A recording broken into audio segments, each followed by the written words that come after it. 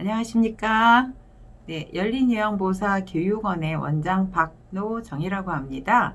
네, 오늘은 이제 11월 7일 시험을 보신 분들을 위해서 요양보호사 자격 시험 대비 핵심 강의 노트를 위주로 요약을 해서 설명을 드릴 거고요. 저는 사회복지 파트를 중심으로 해서 강의를 할 건데요. 네, 1단원의 요양보호 대상자 이해, 또 요양보호 관련 제도 및 서비스, 인권과 직업 윤리, 또 요양보호 강론의 일상생활 및 개인활동 지원, 의사소통과 정서 지원, 요양보호 기록 및 업무보고, 이런 내용들 위주로 한 30분 단위로 잘라서 올려드리는 게 좋겠죠? 네. 그래서 요 그 핵심 강의 요약 노트는 도서출판 사람과 경영에서 그 출판된 책을 저희가 활용을 하고 있는데요. 비교적 이게 PPT 파일로 이게 출판이 잘 되어 있는 책이라 이 요약 노트를 중심으로 해서 설명을 드리도록 하겠습니다. 물론 이제 교재를 봐야 되는 내용도 있는데요. 설명하면서 추가로 설명드리도록 하겠습니다. 자, 시작할게요. 자, 요양보호 개론 제1부, 네, 요양보호 개론의 1장 요양보호 대상자 이해에 대해서 보도록 하겠습니다. 자, 요양보호 대상자 이해는 신체적, 심리적, 사회적 특성 이런 것들이 있고요. 또 최근에 이런 노인에 대한 호칭, 또 노화의 긍정적인 측면 이런 것들이 나오는데요. 매 시험에 1교시 이론 시험에서 한두 문제가 늘 출제가 되고 있습니다. 그래서 이번에 시험을 보실 분들은 노인에 대한 호칭, 또 노화의 긍정적인 측면, 또 노화의 신체적, 심리적, 사회적 특성에 대해서 다 이해를 하시기 바랍니다. 자, 노인에 대한 호칭은 교재 8페이지에 있는데요. 먼저 노인, 나이 든 사람에 대한 일반적인 호칭입니다. 노년, 노인의 부정적 의미를 줄이기 위해 사용을 하는 호칭이고요. 어르신, 요즘에 제일 많이 쓰고 있는 호칭이 어르신인데요. 중립적 의미로 사회복지 실천 현장에서 사용을 하고 있습니다. 자, 그래서 노인은 나이가 들면서 신체, 세포, 조직, 전체적인 기능이 저하되는 과정을 겪게 되는데 이를 노화라고 이렇게 그 호칭을 하고 있고요. 노화가 진행되어 일정 수준 이하의 신체적, 심리적, 사회적 능력에 이르거나 기능이 감소된 사람을 노인이라고 하고 있습니다. 자, 그다음에 노인의 기여를 보면 노인은 경제적, 정치적, 사회적으로 많은 기여를 했죠. 먼저 경제적 기여를 보면 우리나라의 산업화, 경제 성장에 기여를 합니다. 그래서 베트남 전쟁에도 갔다 오셨고요. 독일이나 사우디 이런 데도 갔다 오셨고 채빈 국가를 세계에서 가장 가난한 우리나라를 선진국 대열에 이렇게 오르도록 경제적인 기여를 하셨죠. 또 정치적으로는 민주화에 이렇게 기여를 하셨고요. 또 사회적으로 집단 문화라든가 사회문화적 발전에 기여를 하셨습니다. 이런 노인에 대한 보상을 보면 먼저 경제적으로 공공시설 이용 요금을 감면을 해드리고 있습니다. 그래서 박물관이나 궁이나 또 KTX 이런 공공시설물을 이용하게 되면 이용요금을 감면을 해드리고 있죠. 또 제도적으로는 노인복지관, 경로당 등을 통해서 노인복지 서비스를 제공하고 있고요. 또 다양한 사회보장제도가 있습니다. 대표적인 게 2008년부터 시행이 되고 있는 노인 장기요양보험제도와 또 2007년부터 시행이 되고 있는 기초노령연금 이런 것들이 다 제도적 보상이라고 할 수가 있습니다. 또 정치적으로는 어버이날 5월 8일이죠. 10월 2일 노인의 날을 지정해서 이렇게 보상을 해드리고 있고요. 또 그 밖에 지적, 정신적 문화유산의 전수를 통해서 지적, 정신적 문화유산의 전수를 통해서 노인에 대한 보상을 하고 계십니다. 자, 그 다음 페이지에는 슬라이드 4페이지인데요. 노인의 건강한 노화에 대한 설명이 있습니다. 자, 노화가 부정적인 측면만 있는 게 아닙니다. 노화의 긍정적인 측면이 한 3가지 이렇게 요약이 되어 있는데요. 네, 첫 번째, 일상적인 균형을 유지하고 안정적이며 수준 높은 동기부여를 통해 직무를 수행할 수 있다는 게 이제 긍정적인 측면이고요. 또 두 번째는 의사결정이 신중하고 조심스러워 실수가 적고 사고력에서도 뒤지지 않는다는 게 긍정적 측면입니다. 또 세 번째는 중요한 정보를 추출해낼 수 있는 능력이 뛰어나시죠. 네, 그래서 이와 같은 세 가지가 노화의 긍정적인 측면이라고 할 수가 있습니다. 이런 그 노화의 긍정적인 측면을 위해서는 건강한 노화가 필수겠죠. 건강한 노화를 위해서는 본인의 신체와 활동에 맞게 영양분을 섭취하셔야 되고 또 본인의 신체에 맞는 적절한 운동을 실시하셔야 됩니다. 또한 자신감과 역할이 상실되지 않도록 사회적 관계를 잘 유지하시고 생산적 활동을 하는 게 건강한 노화에 필요한 이런 내용들이라고 할 수가 있겠죠. 자, 슬라이드 5페이지를 보면 노년기 특성에 대해서 잘 설명이 되어 있습니다. 첫 번째가 신체적 특성인데요. 세포의 노화가 계속 이루어지고 있죠. 그래서 인간은 20대 중반까지 성장을 하고 이후부터 노화가 이렇게 진행이 되는데요. 노인이 되면 이런 세포의 노화가 더 급격하게 이루어지고 있죠. 또 면역 능력의 저하가 이루어져서 질병에 잘 이게 걸릴 수 있고요. 또 잔존 능력이 저하가 돼서 잔존 능력이라 그러면 본인이 현재 하실 수 있는 어떤 이런 능력이죠. 그래서 과거에는 잘 하시던 일을 지금은 잘 못한다든가 또 뭐 예전에는 잘 이렇게 걸어 다니셨는데 지금은 걷는데 좀 어려움이 있으시다든가 옛날에는 음식을 되게 잘 하셨는데 지금은 음식의 간을 잘 못 맞춘다든가 이런 것들이 다 잔존 능력의 저하라고 할 수 있습니다.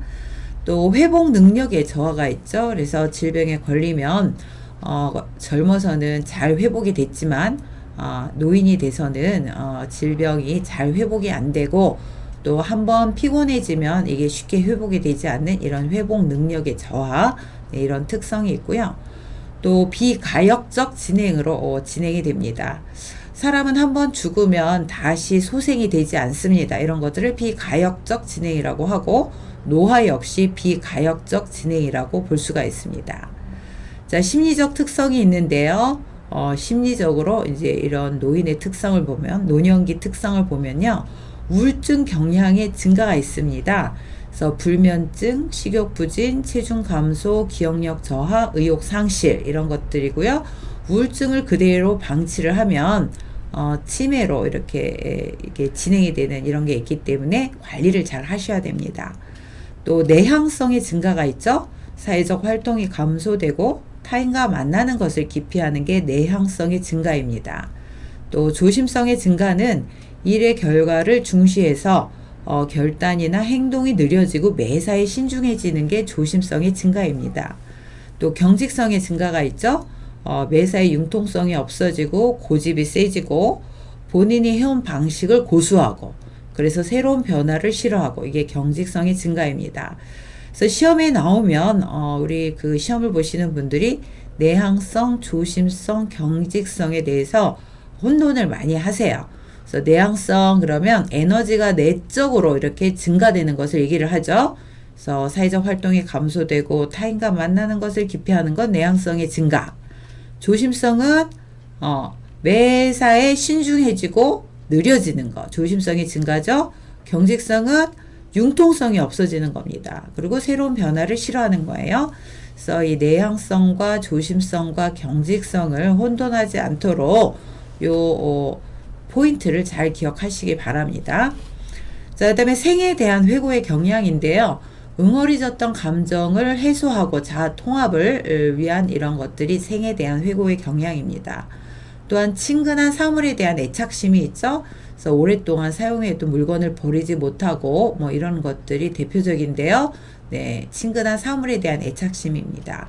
또 유산을 남기려는 경향이 있죠. 그래서 이 세상에 다녀갔다는 흔적을 남기고자 유산을 남기려는 경향이 있고요. 또 의존성의 증가가 있습니다. 그래서 본인의 어떤 이런 질병이나 또 경제적 능력에 또 이런 그 한계가 있으시기 때문에 되게 신체적으로, 경제적으로, 사회적으로, 심리적으로, 정서적으로 의존하고자 하는 의존성이 증가가 됩니다. 자, 슬라이드 6페이지를 보면요. 이런 노년기의 사회적 특성에 대해서 나옵니다. 첫 번째는 역할 상실이죠. 그래서 오랫동안 직장을 다니다 은퇴를 하신다든가 또 자영업을 뭐 접는다든가 이러면서 가장으로서의 역할을 상실하신다든가, 여성인 경우에는 오랫동안 가사 활동과 양육을 하시다가 자녀가 독립이 되면서 역할을 상실하시게 되면 심리적으로 위축이 되시죠. 또 두 번째는 경제적 빈곤입니다.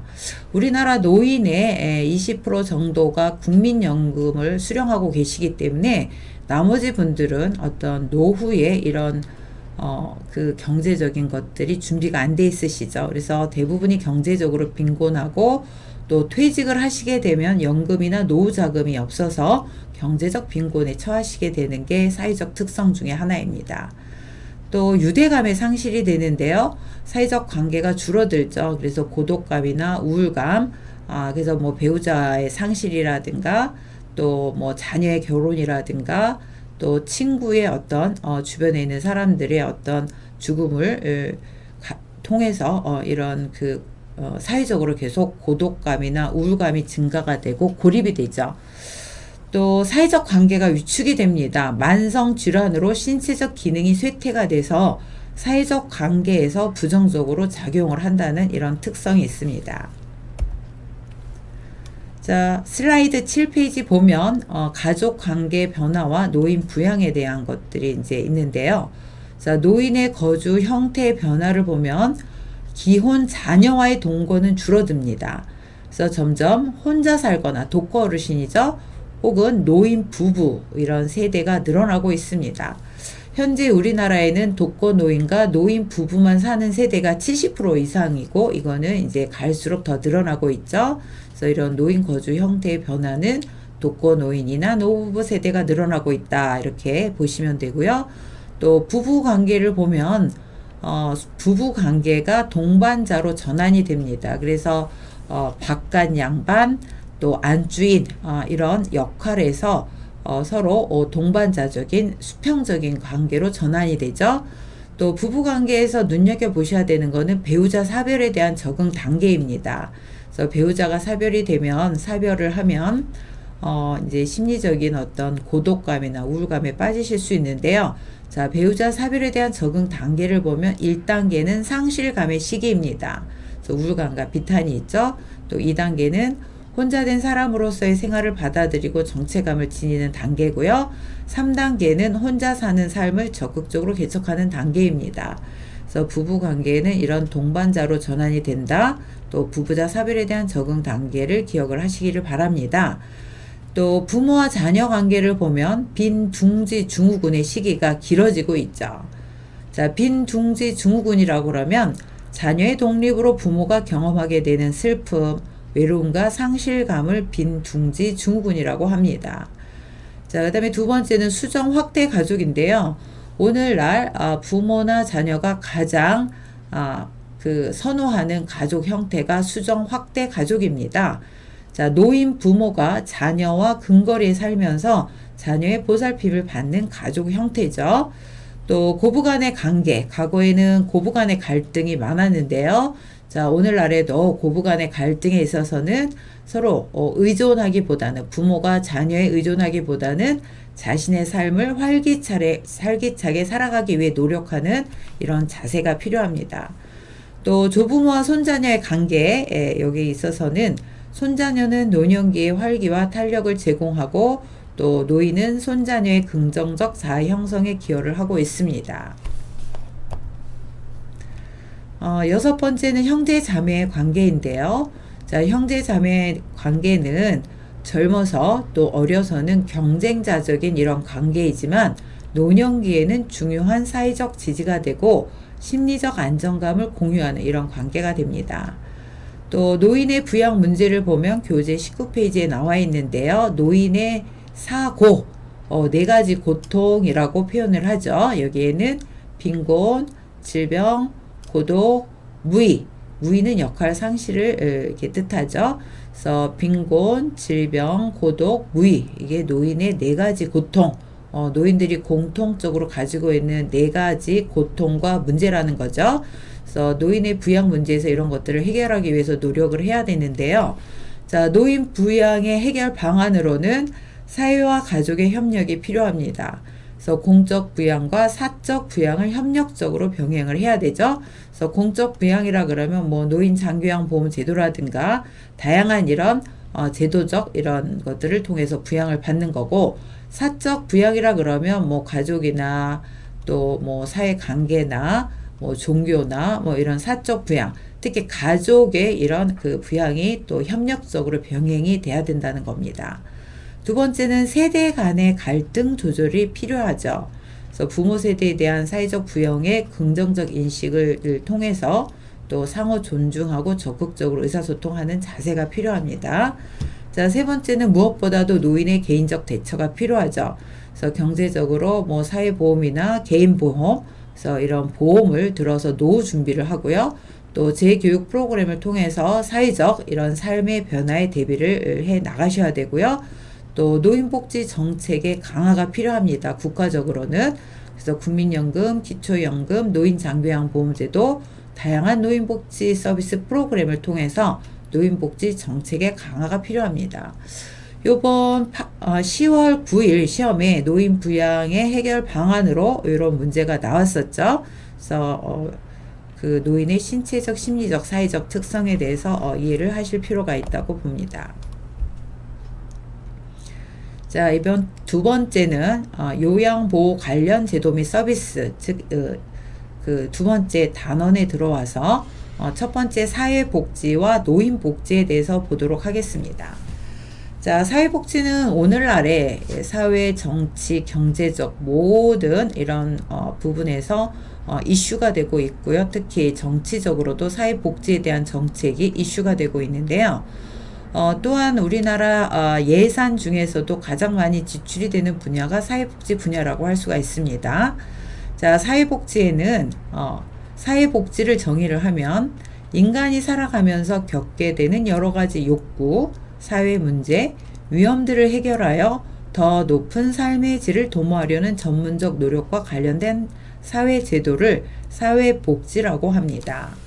자, 사회복지 분야는 크게 세 가지 분야로 이렇게 구분이 되는데요. 첫 번째는 공공부조의 형태고요.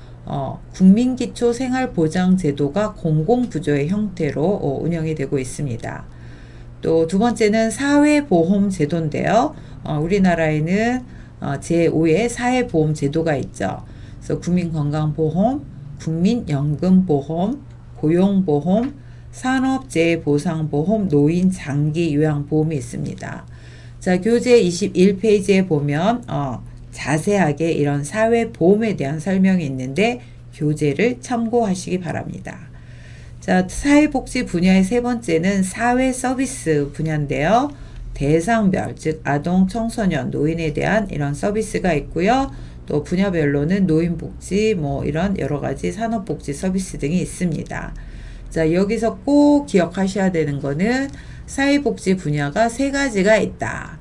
자, 이 세 가지 중에서도 특히 사회보험에는 이런 5가지의 사회보험이 있고, 우리가 앞으로 공부하게 될 노인장기요양보험은 사회보험으로 운영이 된다는 것을 꼭 기억하시기 바랍니다.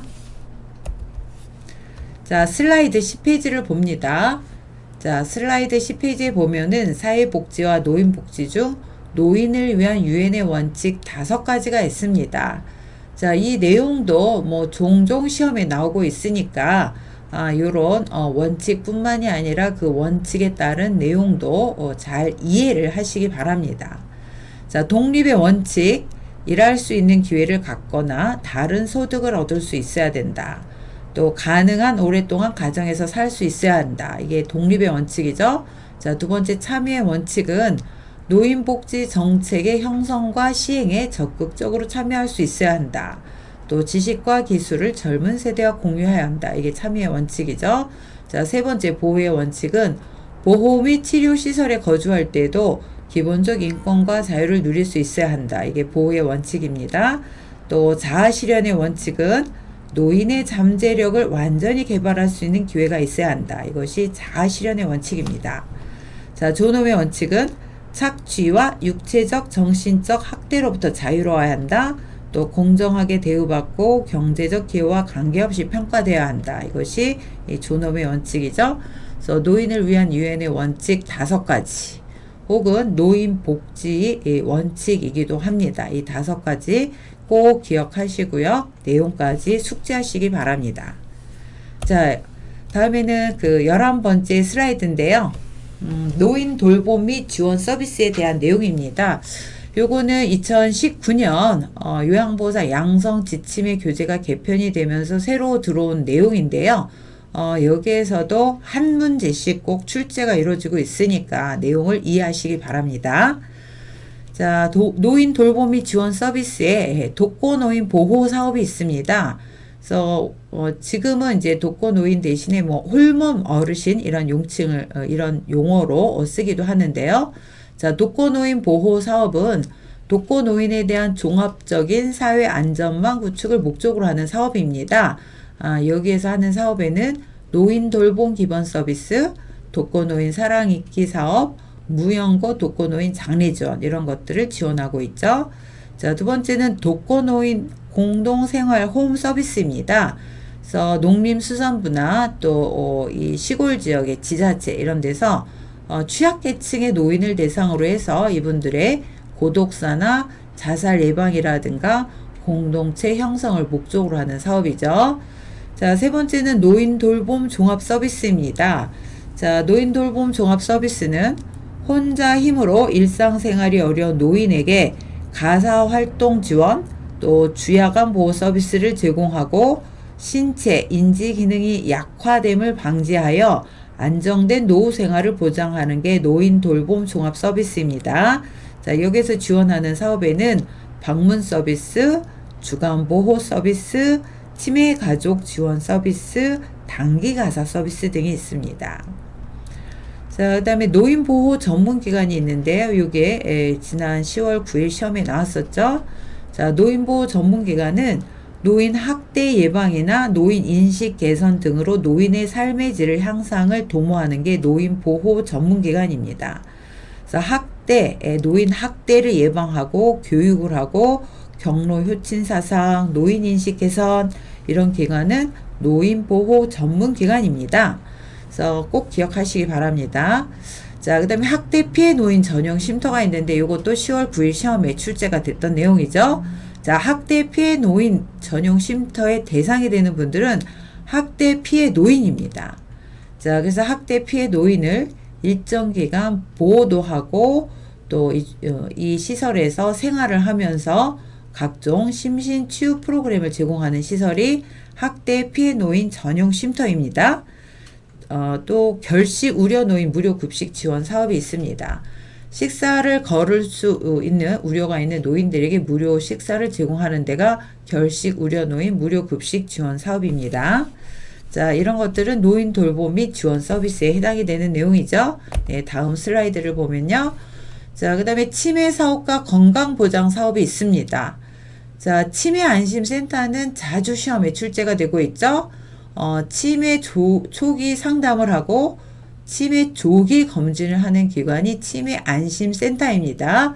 그래서 서울에는 25개구에 각 구마다 치매 안심센터가 설치되어 있어요. 또 이런 건강보장 사업에는 노인 실명 예방 사업이 있고 또 노인 무릎 인공 관절 수술 지원, 또 노인 건강 진단. 자, 노인 건강 진단 사업은 보건소에서 하는 사업이죠. 그래서 이런 치매 사업이 있고 건강 보장 사업이 있다라는 거를 기억하시기 바랍니다. 자, 그다음에 노인의 사회 활동과 여가 활동을 지원하는 이런 기관들이 있는데요. 성인의 여가와 노인의 여가는 차이가 있죠. 그래서 노인의 여가는 삶 그 자체이기 때문에 노인의 사회 활동과 여가 활동을 지원하는 기관들이 꼭 필요하죠. 자, 이 기관에는 노인 일자리나 사회 활동을 지원하는 기관들, 여기에는 한국 노인 인력 개발원이라든가 또 시니어 클럽이라든가 이런 기관들이 있을 거고요. 또 노인의 자원봉사를 지원하는 기관, 또 경로당이나 노인복지관 이런 데들은 여가 활동을 지원하는 기관입니다. 자, 그 다음에 이제 시설에 대해서 나오는데요. 먼저 노인 주거복지시설에 대해서 나오네요. 교재 30페이지에 있습니다. 자, 주거 복지를 목적으로 하는 시설이죠. 여기에는 세 가지 형태가 있는데요. 양로시설이 있습니다. 노인을 입소시켜서 급식 또 그 밖에 일상생활에 필요한 편의를 제공하는 시설이 양로시설이죠. 그래서 양로시설은 급식 그 밖에 일상생활에 필요한 편의를 제공하는 시설입니다. 노인 공동생활가정, 네, 양로시설과 같은 개념이지만 가정과 같은 주거 여건에서 급식, 일상생활에 필요한 편의를 제공하는 시설이죠. 또 세 번째는 노인복지주택입니다. 주거시설을 분양하거나 임대해서 주거의 편의, 생활지도, 상담, 안전관리 등 최고의 서비스로 일상생활에 필요한 편의를 제공하는 데가 노인복지주택입니다. 그래서 이런 양로시설과 노인공동생활가정, 노인복지주택 이런 형태의 복지시설을 노인주거복지시설이라고 합니다. 자, 그 다음에 노인의료복지시설이 나오는데요. 교재 30페이지에 있습니다.